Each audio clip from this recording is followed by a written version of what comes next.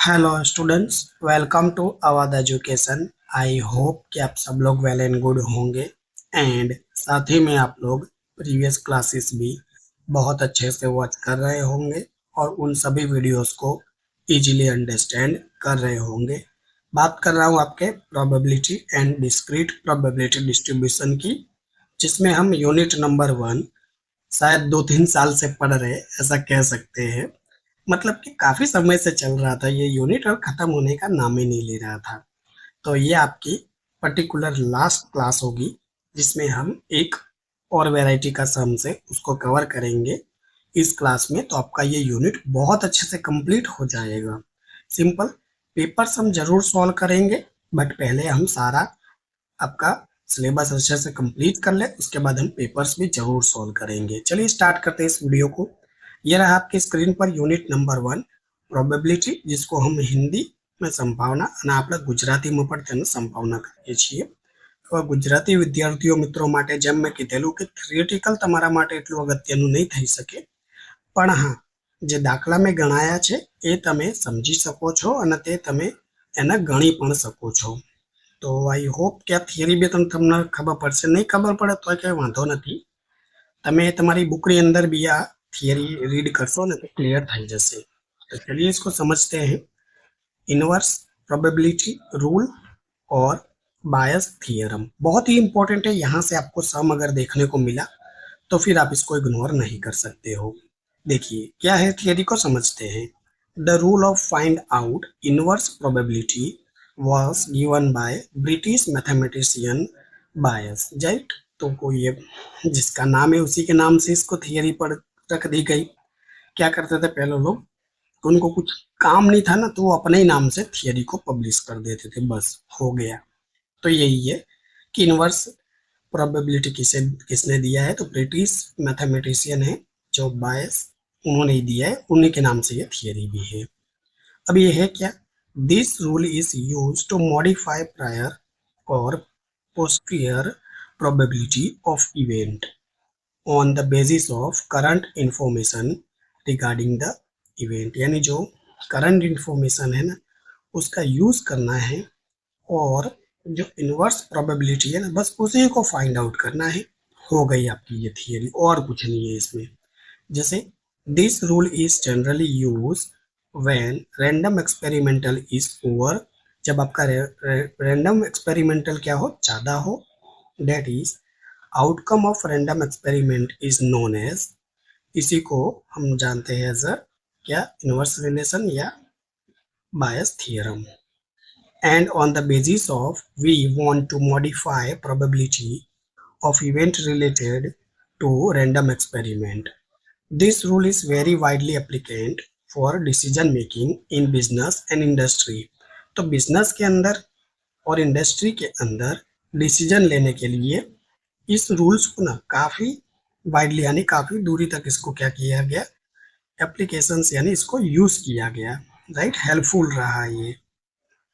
यहाँ बायस theorem statement है, तो आइए इसको भी समझते हैं।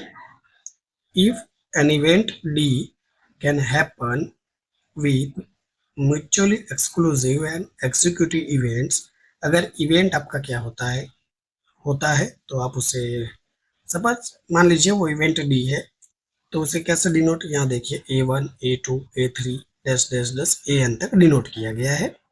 And if the probability of P of A1 P of A2 P of A3 dash dash dash P of AN and also conditions probability P of D slash A1 P of D slash A2 P of D slash A3 and P of D slash AN are known them inverse probability of happening an event AI under the conditions that event D happen is given by, यानी जो event होगा उसको कैसे दिया जाएगा, तो देख लीजिए किसकी बात हो रही है, इनवर्स प्रोबेबिलिटी की।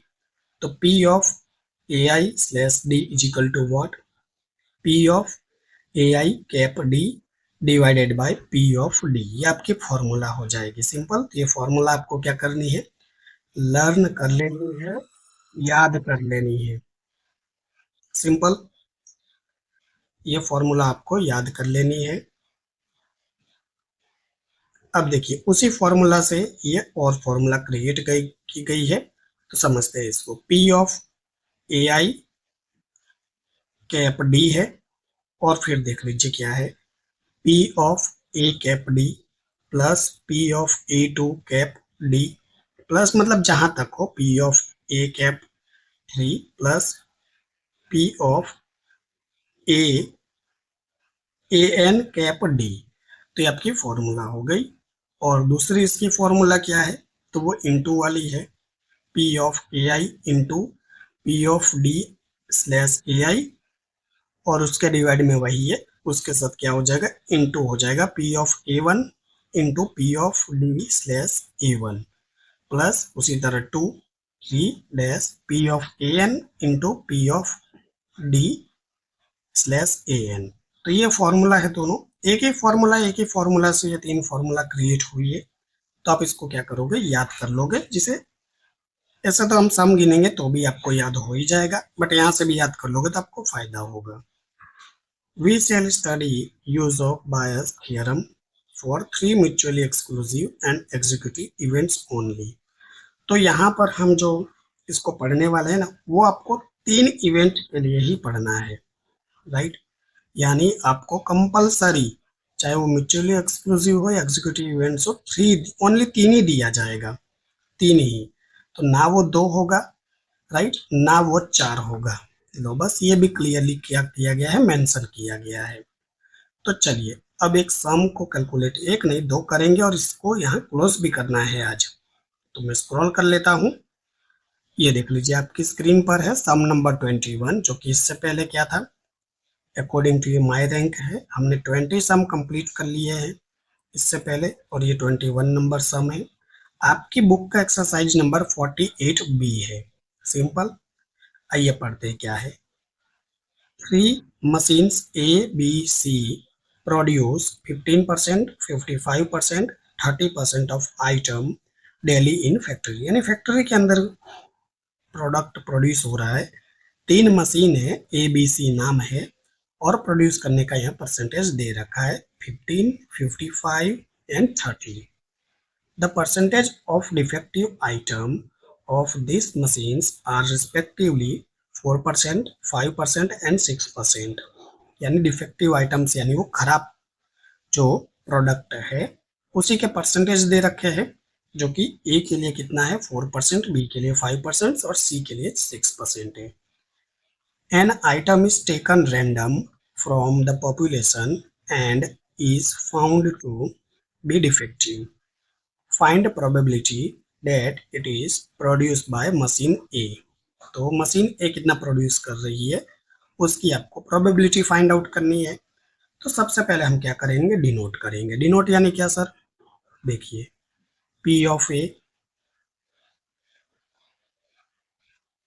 इज इक्वल टू व्हाट, तो 15% है, ये देख लीजिए कहाँ, ये रहा। तो मैं इसको लिख सकता हूँ 15। अब परसेंट है ना, तो फिर हमेशा परसेंट आपका 100 में होगा। सिंपल, 15% है ये, तो 15% 100 का 15% करोगे तो कितना मिलेगा, 0.15 ही मिलेगा, यानी 15 डिवाइडेड बाय 100। देयरफॉर मैं लिख सकता हूं क्या, P of D slash A। ये कैसे मिलेगा सर, तो देख लीजिए आपको यहाँ डिफेक्टिव आइटम कितना है 4% है, तो मैं लिख सकता हूँ 4। चलिए देयरफॉर हटा देते हैं, देयरफॉर की क्या जरूरत है यहाँ। ओके, पहले इसको लिख लेते हैं, ये ज्यादा सही रहेगा। P ऑफ B लिख लेते हैं। P of B is equal to what, 55 upon 100 is equal to what, 0.55। Simple.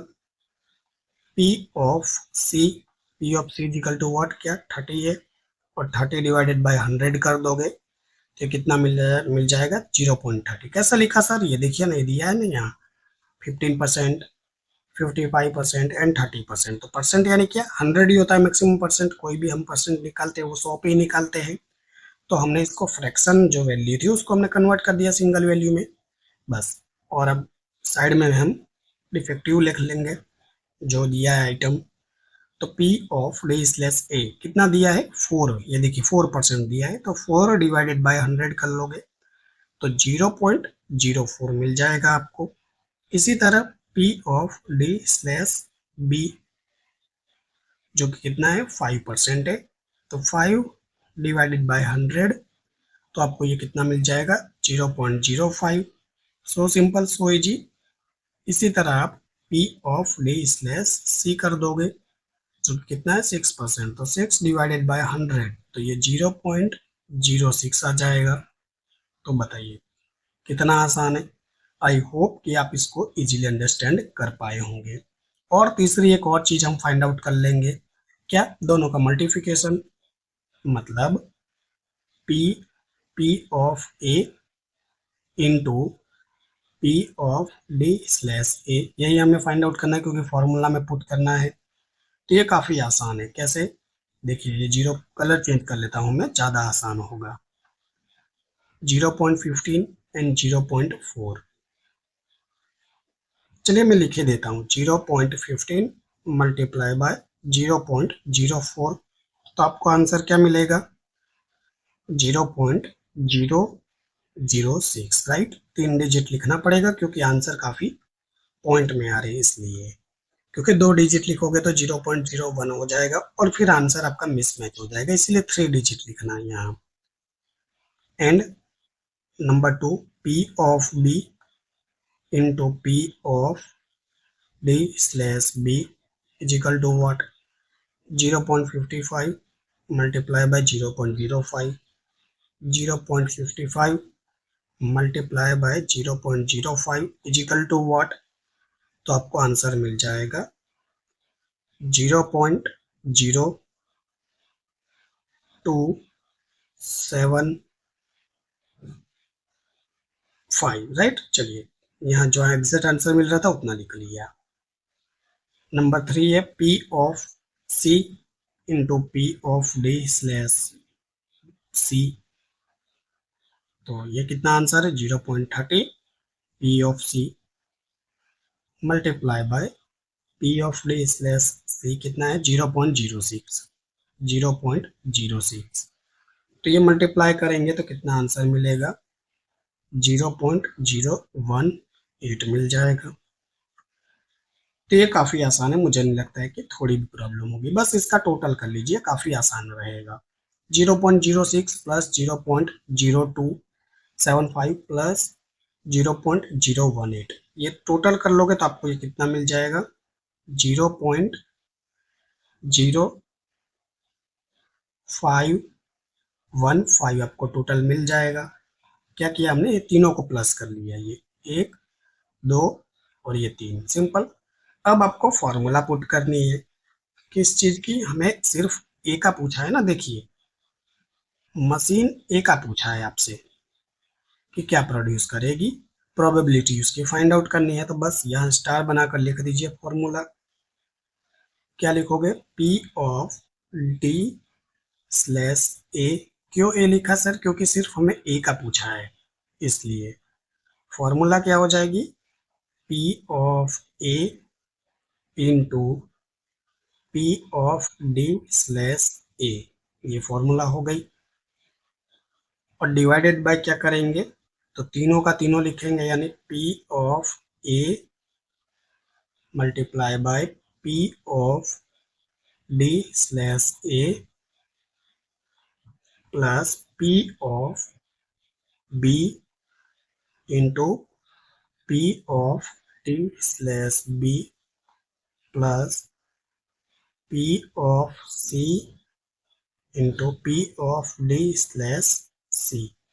So simple, ये पूरी की पूरी फॉर्मूला लिख लोगे आप। अब वैल्यू पुट करनी है, तो मैं कलर चेंज कर लूँ वैल्यू पुट करने के लिए, वैसे तो क्या जरूरत है, 2 ही स्टेप तो है। देखिए P of A into P of D कहाँ है, ये देख लीजिए, ये रहा ना P of A into P of D slash ए, और इसकी वैल्यू कितनी है, तो ये रहा, इसकी वैल्यू 0.06 है, 0 पॉइंट सॉरी 006 है ना, कोई बात नहीं 006। और ये देखिए हमने इन सभी का प्लस कर लिया है, कहाँ, ये देख लीजिए। ऑलरेडी हमें पता है कि इन तीनों की वैल्यू चाहिए, तो हमने पहले से वैल्यू लिख ली। तो 0.0515, राइट, यही है, हाँ यही है। बस अब क्या करना है, इसको डिवाइड कर देना है। 0.006 को आप डिवाइड करोगे 0.005 से, तो आपको आंसर कितना मिलेगा, जस्ट सेकंड में कर लेता हूँ।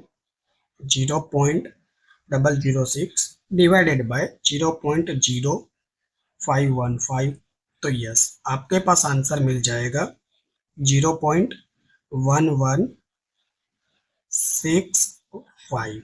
बस यही आपका क्या है, आंसर है। बताइए क्या था इसमें, इसमें था क्या, देख लीजिए। आपको यहाँ एक तो प्रोड्यूस करना है मशीन ए बी सी के लिए, उसकी जो परसेंटेज दिए थे वो आपने फ्रैक्शन में से कन्वर्ट कर लिए। आपको यहाँ डिफेक्टिव परसेंटेज दिए थे, उसको भी आपने क्या किया, यहाँ कन्वर्ट कर लिया। तो जो डिफेक्टिव प्रोडक्शन है, सुनिए, जो प्रोडक्शन है और डिफेक्टिव है, दोनों को मल्टीप्लाई करके आपने क्या कर लिया, आपने फाइंड आउट कर लिया P of A slash D slash ए। इसी तरह हमने तीनों का कर लिया, और हमारी फॉर्मूला है कि तीनों का टोटल करना है, तो हमने ऑलरेडी पहले से टोटल लगा लिया। और सिर्फ हमें किसका पूछा था, मशीन ए का, तो मशीन ए का हमने फाइंड आउट कर लिया। बताइए इसमें क्या है, ये एकदम सिंपल है, राइट। आपको ये फॉर्मूला थोड़ी सी याद होनी चाहिए। कौन सी फॉर्मूला सर, देख लीजिए, ये वाली फॉर्मूला। फिलहाल हमने कौन सी फॉर्मूला यूज की, ये वाली की यूज की। देख लीजिए, P of A into P of D slash A divided by 1, 2 और 3। और आपसे कहा है ना, देख लीजिए, 3 पूछेंगे। तो आई होप कि आपको ये जरूर क्लियर होगा। एक और सम कैलकुलेट करते हैं जिससे आपका ये मेथड भी क्लियर हो जाए। तो चलिए नेक्स्ट सम जो आपकी स्क्रीन पर है, सम नंबर 22 है। आपकी बुक का एक्सरसाइज नंबर 51B है, जो कि गुजरात यूनिवर्सिटी अप्रैल 2010 में पूछा गया है। अब एक्सरसाइज है तो इसीलिए इसमें क्या थोड़े से पुराने सम दे रखे हैं, उससे कोई प्रॉब्लम वाली बात है नहीं। तो आइए एक और सम को पढ़ते हैं, समझते हैं। Probability of doctor Pareek, doctor Hathi and doctor Singh. 3 है डॉक्टर, राइट, पारिक, हाथी और सिंह। अब हाथी से तो आपको सीधा डॉक्टर तारक मेहता का उल्टा चश्मा, राइट, वही याद आ गया होगा आपको, तारक मेहता का उल्टा चश्मा। क्या कर सकते हैं, काफी अच्छा शो था, चलिए छोड़िए। For being selected as a principal of an college are 1/2, 1/3, 1/6 respectively. तो इनका सिलेक्ट होता है एज अ प्रिंसिपल के तरीके से, ठीक।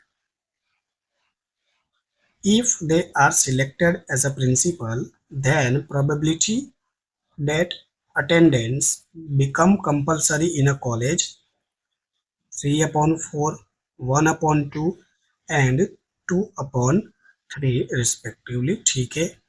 If it is given that attendance has become compulsory in college, then find probability doctor Pareek यानी कौन, ये फर्स्ट है, इन्हीं की क्या करना है आपको, फाइंड आउट करना है, is a selected as a principal. तो देखिए ये शब्द बदलेंगे लेकिन कैलकुलेशन आपकी सेम वैसे ही रहेगी। तो डॉक्टर पारिक है, इसको आप ए कह दीजिए। डॉक्टर हाथी है, इनको बी कह दीजिए। और डॉक्टर सिंह है, उनको सी कह दीजिए। चलिए आंसर की ओर बढ़ते हैं। तो यहाँ मैं लिख लेता हूँ पी ऑफ ए, राइट। क्या दे रखा है, प्रोबेबिलिटी देखिए 1/2 है, तो कोई बात नहीं, 1/2 लिखूंगा और इसको डिवाइड करूंगा तो कितना आएगा, 0.50 आएगा। उसी तरह बी दे रखा है, तो पी ऑफ बी यानी कौन है, डॉक्टर हाथी, इजिकल टू व्हाट, 1/3। अब 1/3 को आप कन्वर्ट करोगे तो कितना आंसर आएगा, 0.33 मिलेगा। एंड पी ऑफ सी कितना है, 1/6 है, 1/6। तो 1/6 करूंगा तो आपको पता है कि क्या आंसर मिलने वाला है, 0.166 मिलेगा, इसलिए मैं इसको 0.7 लिख लूंगा, 2 डिजिट, राइट। फिर से मैं यहाँ लाइन ड्रॉ करूंगा। यहाँ मैं कलर भी चेंज करता हूँ जिससे थोड़ा सा आपको आइडिया रहे। ओके, अब मुझे क्या चाहिए, P of D slash A, तो वो कहाँ है तो देख लीजिए, if they selected as a principal then probability of attendance become compulsory in a college, और उसकी प्रोबेबिलिटी क्या दे रखी है, 3/4, और 3 को मैं 4 से डिवाइड करूंगा तो 0.75 मिलेगा। Simple. P of D slash B is equal to what, 1/2 है, तो मैं 1 को 2 से डिवाइड करूंगा तो 0.50 मिलेगा। And P of D slash C 2/3, 2/3, तो इसको मैं डिवाइड करूंगा तो मुझे पता है आंसर कितना मिलेगा, 0.666, यानी 67 में लिख दूंगा। सो सिंपल, सो इजी। एंड एक और चीज मुझे फाइंड आउट करनी होगी, वो आपको खुद से करना होगा फाइंड आउट। तो ये कलर चेंज कर लिया है मैंने, और ये खुद से कैसे करेंगे देख लीजिए।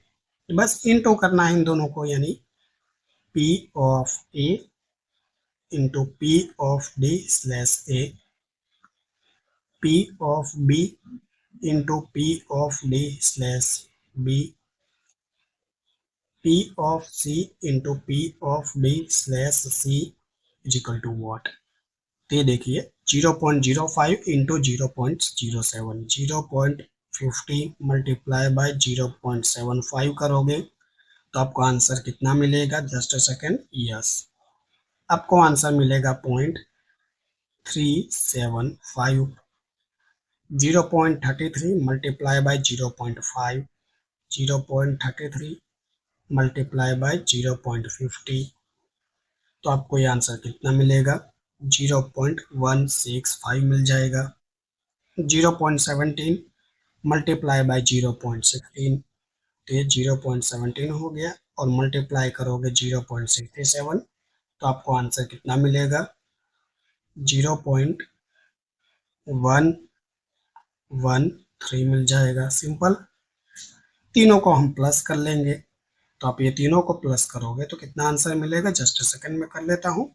0.375 प्लस 0.165 प्लस 0.113, तो आप ये तीनों का प्लस करोगे तो आपके पास 0.653 आंसर मिल जाएगा। तो आपके पास ऑलरेडी टोटल आ चुका है, हमने पहले से टोटल लगा लिया, क्यों, क्योंकि हमें पता है इसको फॉर्मूला में पुट करना है। तो चलिए वैल्यू को पुट करते हैं फटाफट से, कलर में चेंज कर लूँ, कर लेते हैं, ज़्यादा अच्छा रहेगा। अब यहाँ मैं स्टार बना के फॉर्मूला लिखूंगा।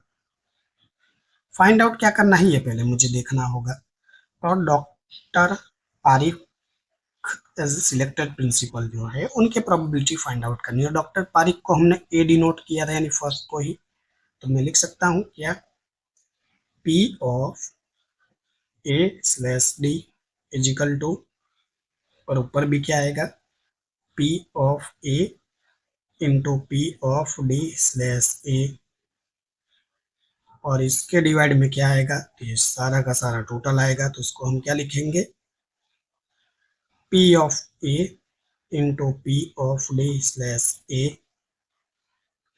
Plus P of B into P of D slash B plus P of C into P of D slash C। Simple. और इन तीनों का टोटल आपको करने की जरूरत नहीं है, ऑलरेडी हम पहले से कर चुके होंगे, देख लीजिए 0.653 है। थोड़ा सा मुझे स्क्रॉल करना होगा तो मैं कर लेता हूँ, ज़्यादा नहीं चाहिए जगह, डेट्स इनफ है।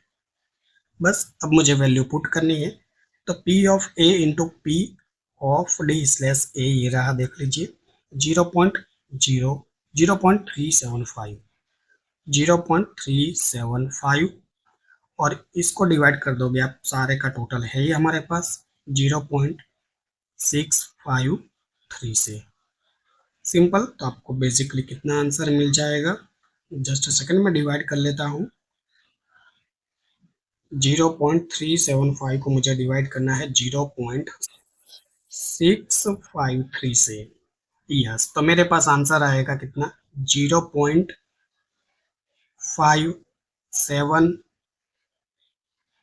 4 और ये 3 लिख सकते हो, दैट्स इनफ है। अगर 3-4 डिजिट लिखो तो दैट इज योर आंसर, कोई बड़ी बात नहीं है, 3 या 4 डिजिट लिख सकते हो। तो देख लीजिए, काफी आसान सम होते हैं ये। मैंने आपके सामने ही 2 सम कैलकुलेट करके बता दिए, देख लीजिए आपकी स्क्रीन पर है, जो आपकी बुक का एक्सरसाइज नंबर 51B है, राइट। और ये जो हमने फर्स्ट सम इसका कैलकुलेट किया था वो 48B है। तो ये 2 सम बड़े ही आसान है, ऐसा नहीं है कि काफी आपको प्रॉब्लम हो। सो इसी के साथ, नहीं, पहले होमवर्क लिख लीजिए। यस, एक होमवर्क दे देता हूं मैं आपको कलर चेंज करके। होमवर्क जरूरी नहीं, एक सम कैलकुलेट करिएगा, थोड़ी सी प्रैक्टिस भी हो जाएगी। क्वेश्चन नंबर 52 का ई कैलकुलेट करिएगा, सेम ऐसा ही सम है, और मुझे उसका आंसर कमेंट में दीजिएगा। सिंपल, थोड़ा थोड़ा सा होमवर्क की हैबिट आपको रखनी पड़ेगी, ये होमवर्क जरूर करिएगा। और इसी के साथ आपका फाइनली प्रोबेबिलिटी जो है, संभावना, ये 2-3 सालों के बाद क्या होता है, कंप्लीट हो रहा है। बहुत समय से चल रहा था, मतलब यूनिट 1। मुझे काफी खुशी हो रही है इस यूनिट को कंप्लीट करके। सो आई होप कि आपको इन वीडियोस में बड़े मजा आया होगा, आपने एंजॉय किए होंगे। किसी भी स्टूडेंट ने खास कोई कमेंट वोमेंट किया नहीं है, तो मेरे लिए थोड़ा सा डिफिकल्टी हो गया समझने में कि मैं कैसा आपको पढ़ा रहा हूँ। तो प्लीज आप कमेंट करके जरूर सपोर्ट करिए, जिससे मुझे कुछ आइडिया हो कि पढ़ा रहा हूँ आपको समझ आ रहा है या नहीं। सो अगर ये आपको वीडियोस अच्छी लगती है तो आप अपने दोस्तों को, अपने क्लासमेट को, अपने कॉलेज फ्रेंड्स को शेयर करिएगा, जिससे उन्हें भी क्या हो, इन वीडियोस का बेनिफिट मिल सके।